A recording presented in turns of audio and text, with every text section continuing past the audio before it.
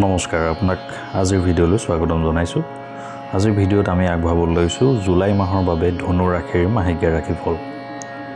এই মাহটো আপোনাৰ কেৰিয়াৰ দৃষ্টিকোণৰ পৰা উত্থান পতনেৰে ভৰি পৰিব। চাকৰি কৰা লোকসকলে কিছু সমস্যাৰ সন্মুখীন হ'বলগীয়া হ'ব পাৰে।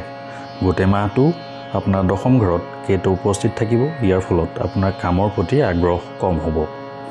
বিশৃংখলতাৰ বাবে কৰ্মক্ষেত্ৰত অনিয়মৰ সম্ভাৱনা বাঢ়িব। আৰু যদি এনেকুৱা হয় তেন্তে আপোনাৰ চাকৰিৰ বাবে কঠিন সময় হ'ব পাৰে আৰু আপোনাৰ ঊৰ্ধ্বতন বিষয়াৰ গালিৰ সন্মুখীন হ'ব পাৰে।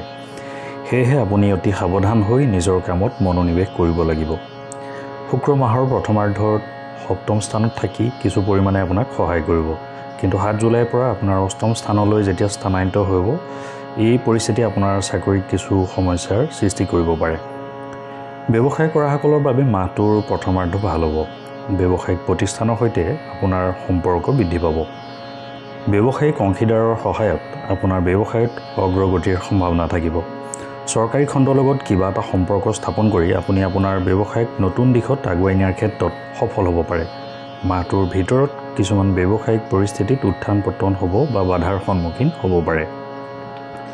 আৰ্থিক ক্ষেত্ৰত মাহটোত আপুনি মিশ্ৰিত ফল পাব। দেৱগুৰু বৃহস্পতি গোটেই মাহটোত ষষ্ঠ স্থানত থাকিব, যাৰ বাবে আপুনি ভাল কামত আপোনাৰ টকা খৰচ কৰিব। ঘৰুৱা প্ৰয়োজন আৰু বৃদ্ধ বয়োজ্যেষ্ঠৰ স্বাস্থ্যৰ বাবেও ধন খৰচ কৰাৰ প্ৰয়োজন হ'ব পাৰে।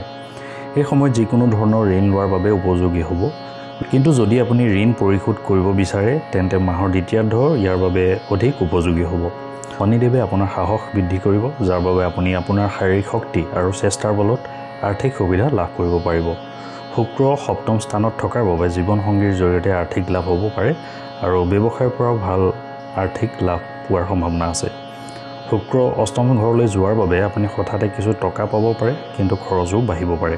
গতিকে আপোনাৰ ধন সঠিকভাৱে পৰিচালনা কৰাত মনোযোগ দিয়া উচিত হ'ব। জুলাই মাহৰ ৰাশিফল অনুসৰি এই মাহটো আপোনাৰ স্বাস্থ্যৰ দৃষ্টিকোণৰ পৰা কিছু দুৰ্বল হোৱাৰ সম্ভাৱনা আছে, কাৰণ দেৱগুৰু বৃহস্পতি গোটেই মাহটো ষষ্ঠ স্থানত থাকিব।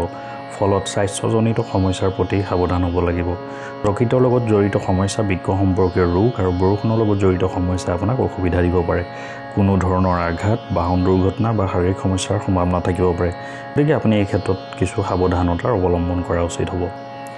প্ৰেমৰ ক্ষেত্ৰত পঞ্চম স্থানত থকা মংগলে আপোনাক উন্মাদভাৱে প্ৰেমত পেলাব পাৰে।